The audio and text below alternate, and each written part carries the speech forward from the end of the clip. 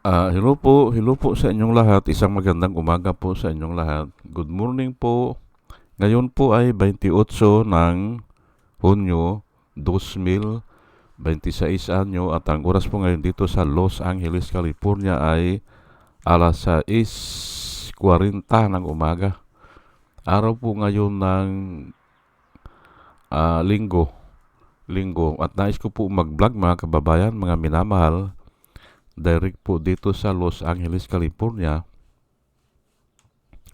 patungkol po dito sa si Rustom Padilla nagsalita na o nagsabi na disiplinado daw sila ng kanyang magulang. Yung po ang sinabi niya ay mag-comment po tayo dito ng bahagya. Pero ngayon, ang magandang balita ngayon na kumakalat ngayon sa YouTube, yung asset ni Duterte ay ipris. Opo, ay dapat lang naman kasi yan ang pambayad doon sa mga biktima, yung kaanak ng biktima dapat talaga ipris. Kasi ah, dito po sa Amerika, kung may ganyan na kaso, ang unang nilalakad nila ay ipris lahat ang asset para hindi maibinta. At yun ang gagamitin pambayad doon sa mga biktima. Parang ganyan kay Kibuloy. Matagal nang nakapris ang asset dito ni Kibuloy dahil doon sa mga babae na nagreklamo na minamaltrato sila. Ganun lang po yan. At aapurbahan naman yan ng judge, hindi ba? Kasi wala namang masama hindi ba? Yan po ang balita ngayon. Pero ito ay nagawa ko na kagabi, kaya dito na lang muna ako. Binibining Gandang Hari nagsabi disiplinado daw sila ng kanyang magulang.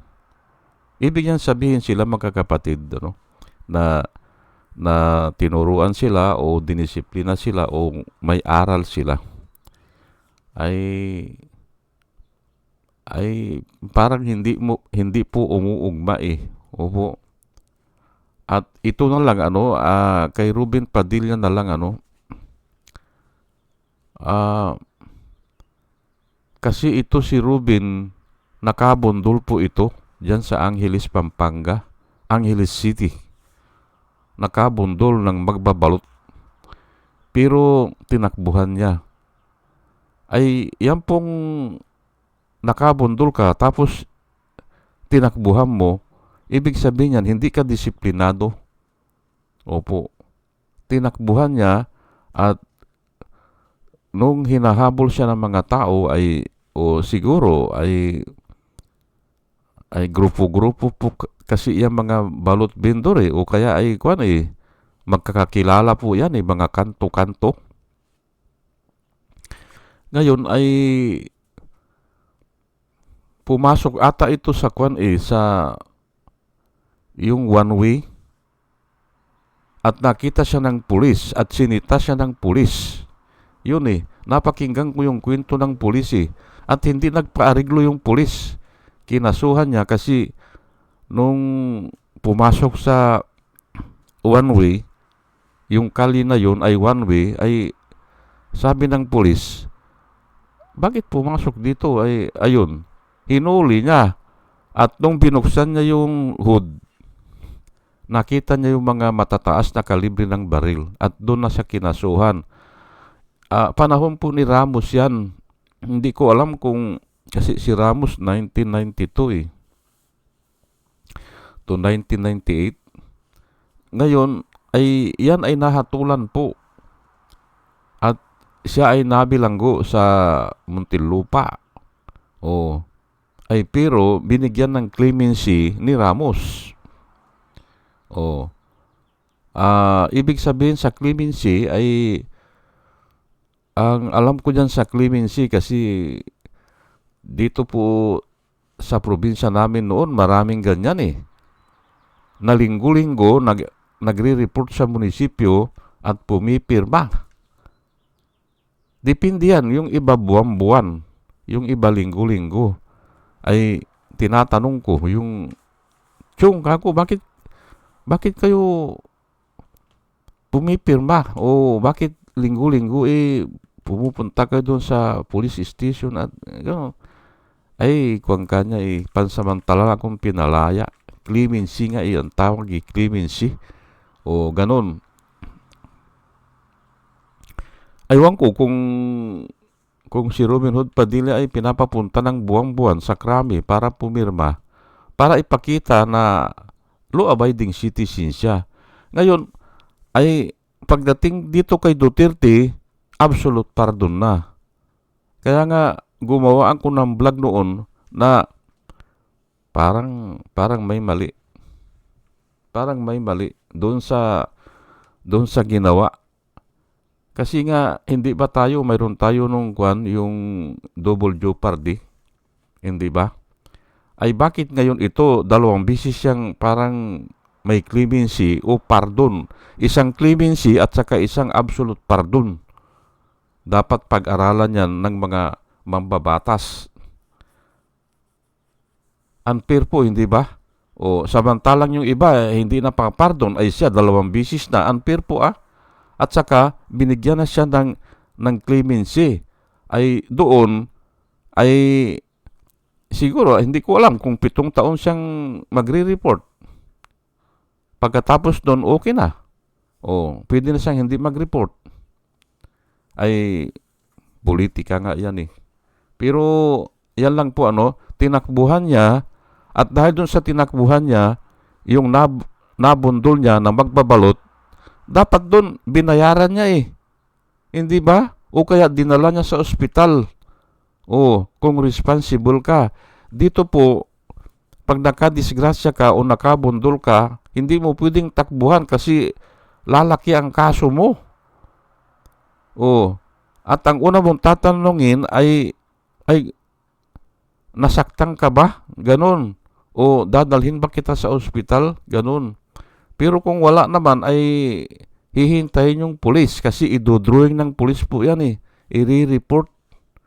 O, ay bakit siya tumakbo? Adi irresponsible na yan.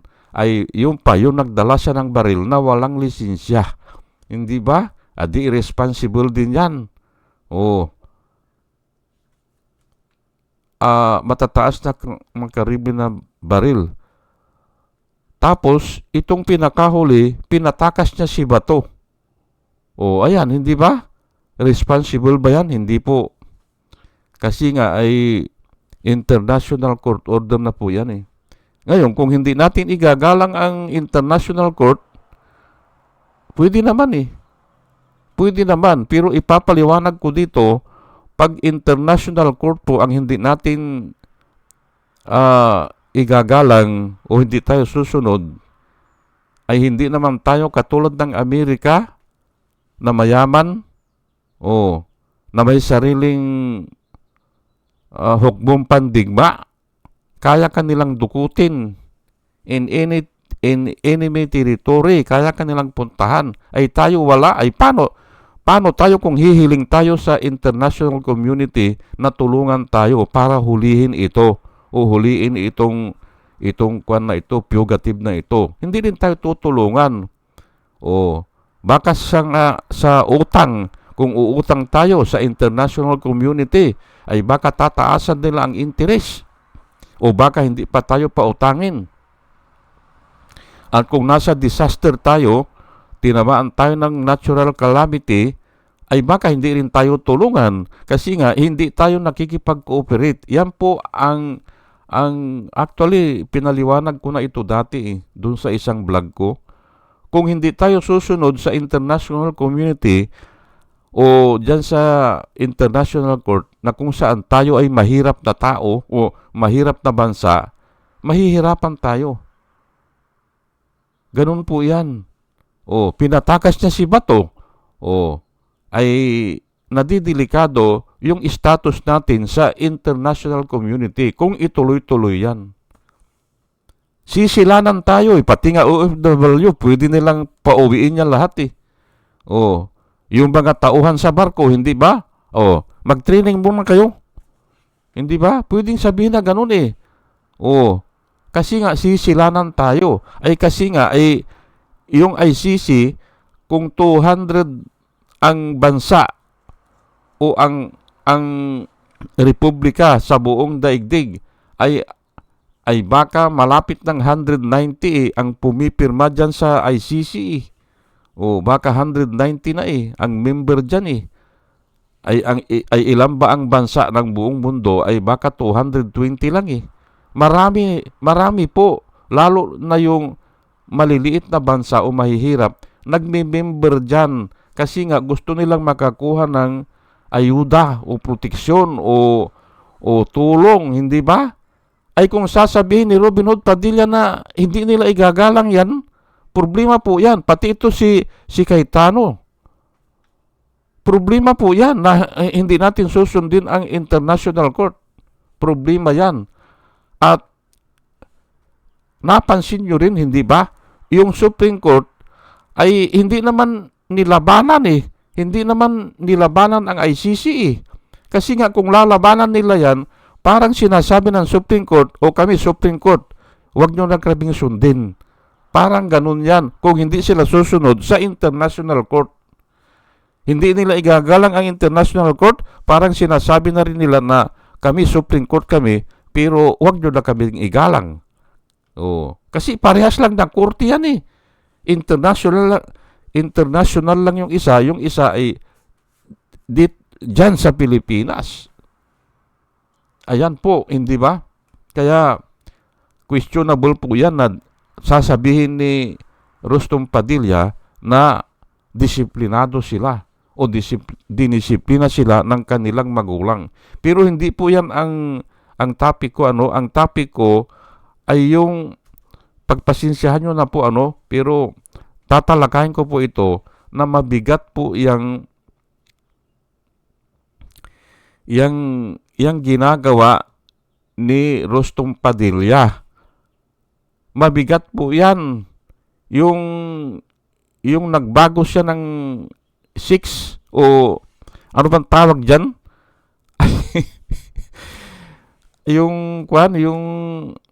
Aywan ko, nagkwan ata siya eh. Nagladlad pero ito ha, topic ko po yan. Sa Bible study po, pag may ganyang topic, ako ang inaatasan nila na mag-lecture dyan. Opo.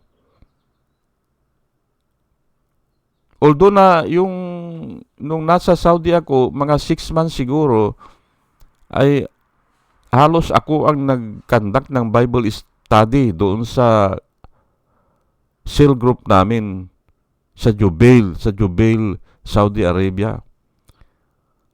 2 beses po yun. Sa isang linggo, 2 beses. Isa ang Bible study, isa ang prayer meeting. Pero yung prayer meeting, nagagawa din naming Bible study. Kasi kung walang topic, Bible study eh. Kung may topic naman, magre-refer din kami sa Biblia. Ano ba ang sinasabi? Ano ang sinasabi ng Biblia patungkol dito sa problema ng Pilipinas? Ayan, prayer meeting yun. Prayer meeting. Pero pumapasok din kami sa mga talata ng Biblia. Kaya parang Bible study na rin. Pero mas marami ang prayer.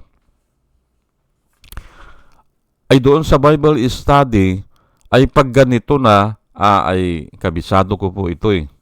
At wag po kayong mag-alala kasi ay sisikapin ko na hindi maka-open. Pero nga ay kailangan ma-open para maintindihan. Kaya ngayon pa lang ay humihingi na ako ng paumanhin. Sige, ay umpisahan na natin. 1 Corinthians 5:9. Patungkol po ito sa sexual immorality ha, at particularly yung ginawa ni Rustom Padilla na kung saan ay po yan eh. Against nature po yan eh. Dalawa nga ang kasalanan yan eh. Isa ang against God at saka yung alam natin na patakaran, hindi ba?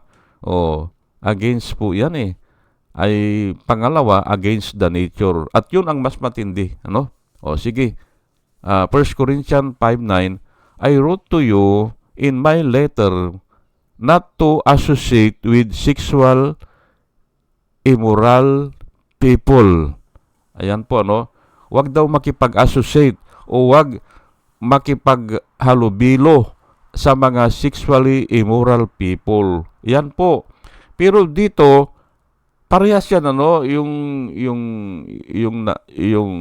lalaki na o yung babae na pumapatol sa hindi asawa. At yan din, sexual immoral din yan, yung ganyan na lalaki pero pumapatol sa kapwa lalaki. Ayan po. At pati yung babae, pumapatol sa kapwa babae. Ang nakasulat po kasi ay, do not sleep with a man as a woman. O, hindi ba? O, yun po ang nakasulat eh. Do not sleep with a man as a woman. O, ay matindi po yan. Okay. Pangalawa, 2 Corinthians chapter 6 verse 18. Flee sexual immorality. After all other sins a person commits are outside the body, but whoever sins sexually sins against their own body. Parehas po ito yung normal na nangyayari at saka itong ganito kay Rostom Padilla. Ang tawag diyan ay sexual immorality din yan. Pero nga ito, idadagdag ko na naman, against nature pa ito. Ito kay Robin Hood Padilla, against nature. At doble po ang kasalanan yan. Ano? Ang sinabi po dito ay flee from sexual immorality. All other sins a person commits are outside the body. Ano pang ibig sabihin yan? Ang sexual immorality po ay kasalanan po yan. Pero sinisira mo ang iyong sarili. Sinisira. Ang nasisira dyan ay yung buhay mo o yung katawan mo. Pero kung all other sins, sabi, yung magnakaw ka, ang sinisira mo, yung kapitbahay mo o yung other people. Kung sinisiraan mo yung isang, halimbawa, nagsisinungaling ka, hindi ba? O sinisiraan mo yung kapitbahay mo, ang nasisira dyan ay yung kapitbahay mo, hindi ikaw. Halimbawa, tinaga mo yung kapitbahay mo, ay siya ang nasugatan, hindi ikaw. Yung pang ibig sabihin niyan, all other sin a person commits are outside the body, but whoever sins sexually sins against their own body. O ang sexual immorality pala ay nagkakasala ka sa iyong sarili o sinasaktan mo ang iyong sarili. Ayan po. Ay bakit naman po sinabi yan ng Biblia? Ay kasi nga ay si Paul ay may mga members siya na mga prostitute. Mapalalaki siguro, mapababae yan. May mga members siya. At dyan sa Corinthian ay daungan po yan eh. Harbor po yan eh. Parang Subic o Olongapo na no mga panahon na yan ay ang daming mga kwan dyan, turista o kwan. Kaya nga ang tawag dyan, red light district. Ang tawag dyan sa Olongapo. Kasi nga maraming prostitute. Ay ito ngayon, ang Corinthian, marami ring prostitute dito kasi harbor po ito eh. Ngayon, may mga member ngayon na pumupunta sa simbahan, nagsisimba, naglilitsure pa nga daw yung iba eh. Ang sabi sa outside source, naglilitsure pa eh. Yung mga kwan eh. At tinatanong nila si Paul, Paul, mga prostitute kami. Pero hindi kami nagnanakaw, hindi kami pumapatay ng tao. Sabi nila, Hindi kami nananakit ng tao. Anong kasalanan namin? O, sabi nila, hindi ba? O, anong kasalanan namin? Parang si Duterte po, hindi ba? Nung tinanong niya si Torre, doon sa Nichols Air Base, anong kasalanan ko? Sabi niya ayun pa, hindi ba? O, ay dito, sinagot naman ni Paul, mga prostitute kami, sabi ng mga member niya. Pero hindi kami nagnanakaw, hindi kami pumapatay ng tao, hindi kami nananakit ng tao, hindi kami naninira ng mga kung ano yan, mga ari-arian. Anong kasalanan namin? Ayan po. At hanggang ngayon, may espiritu na ganyan na lumalakad. Kasi nga, galing po yan sa evil spirit po Prostitute nga ay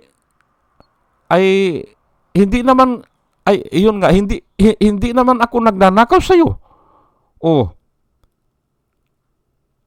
Naghahanap buhay nga sila ang sabi nila hindi ba? Naghahanap buhay sila. Anong kasalanan nila? Ay ito nga ang sinabi ni Paul. Every sin that man commit is to their neighbor's body. But sexual immorality is a sin to your own body. Yan po ang sinabi niya. You are destroying your own body. Ayan po. At pinaliwanag ko na yan dati. May topic ako na ganyan. Kasi nga, mayroon tayong memory. Hindi ba? Ay, ang isipan naman ng tao hindi naman computer na pwede mong i-delete ng i-delete anong pangyayari na naganap sa iyong buhay. Hindi ba? Kaya apektado ka. Sabi ni Paul. Apektado ka. Tao ka, may memory ka, ay hindi na mawawala yung memory mo na yan. Kaya lahat ng decision mo, lahat ng gagawin mo, lahat ng action mo, apektado dahil doon sa ganun. Na nangalo niya ka o nakipag o sumama ka sa ganyan, mapalalaki po, mapababa yan. At lalo na yung ganun kay Rustom na nag-iba ng yun nga, yung ano bang tawag dyan? Pero mamaya, at ikuan ko yan, 1 Corinthians 7:2, chapter 7, verse 2, but because there is so much sexual immorality, each man should have his own wife, and each woman should have her own husband. Ayan po ang sinabi dito. Dahil marami na kanya ang sexual immorality, ay sinabi po ni Paul yan sa Corinthians Alam niyo po ang Biblia, kung ano ang problema nung isang lugar, doon nilalagyan ng pangaral ni Paul o ng Biblia. And because sabi niya, there is so much sexual immorality, each man o ang bawat lalaki, kailangan daw may asawang babae. At yun namang babae ay kailangan mayroon ding asawang lalaki.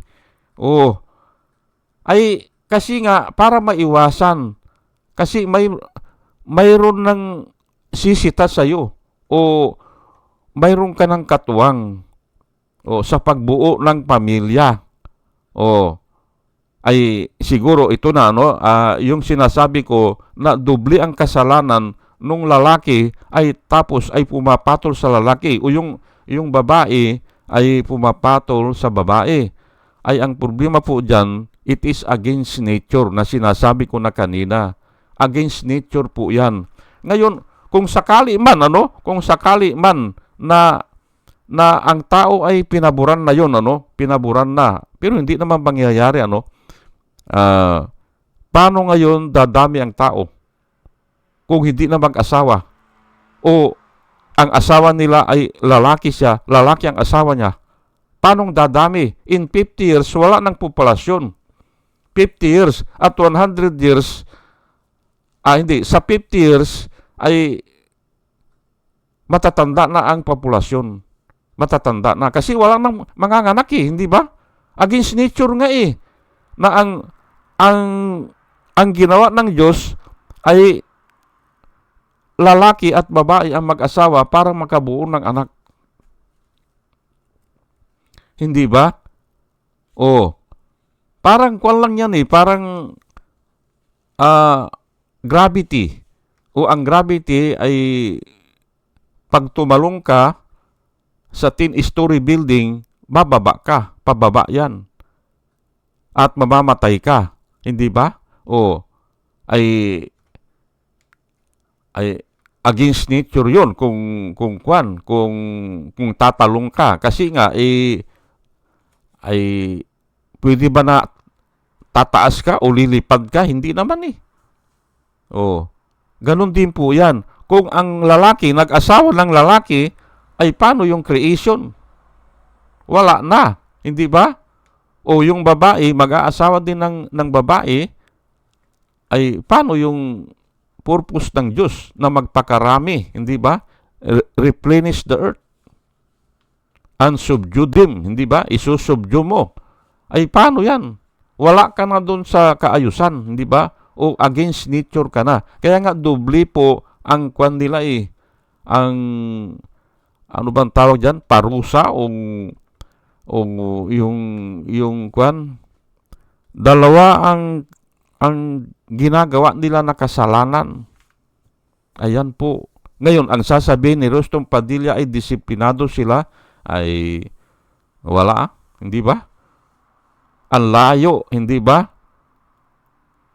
Kayo po, tatanungin ko kayo na lalaki ka, mag-aasawa ka ng lalaki, paano kayo makakabuo ng anak?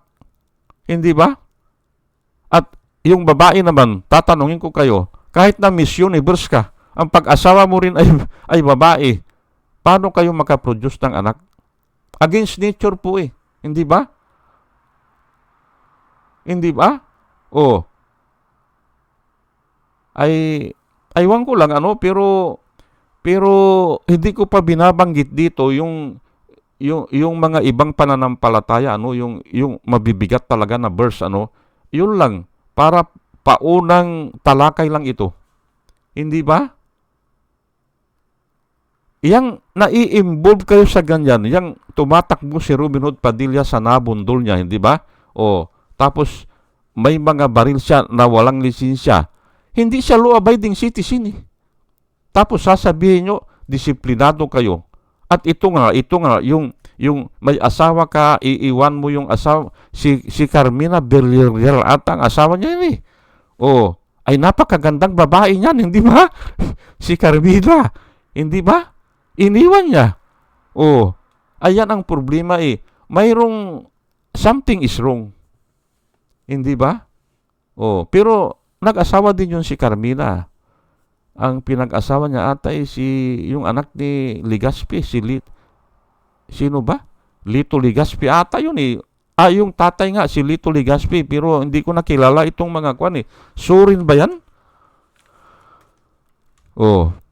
Ayan po Ang tanong ay, paano ka makakabuo ng pamilya kung ang pag-asawa mo ay lalaki, na ikaw ay lalaki? Ayan po, hindi ba? At yun nga, naandun pa sa Deuteronomy, ang description po ng ganyan ay yung aman, yung lalaki, wag daw matulog na katabi ng lalaki as a woman. Yun po Ano ba yung pagkasabi? Do not lie with a man as a woman. Hindi ba? Ayun po, hindi ba? Pwede naman na magsiping. Kasi nga, ay kung barkada mo o kapatid mo pwede naman magsiping, matulog Pero huwag kang gaganap na para kang babae. Yun po ang sinasabi dun Hindi ba? Ay pasensya na po kayo para lang maintindihan po natin, minamagnify ko. Hindi ba? Para ibabalik natin ang tanong, ay dyan pa lang hindi na kayo disiplinado hindi ba?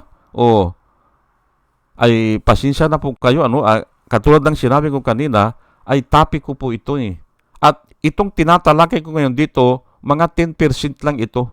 10%. Kaya, kasi nga, alam ko, hindi nyo maintindihan eh. Kung ilalagay ko yung mga verse na mas matindi. Opo. O sige po, hanggang dito na lang po, at bago po ako mag-umpisa, mga kababayan, mga minamahal, ay nananalangin po ako sa Panginoon na kontrolin niya ako at bigyan niya ako ng pananalita na tama. Guard my mouth nga eh. At sana sa ating pakikinig po ay magkaroon tayo ng wisdom na nanggagaling sa Kanya. At muli mga kababayan, mga minamahal, isang magandang umaga po sa inyong lahat at salamat po sa inyong pakikinig. Salamat po ng marami. Salamat po.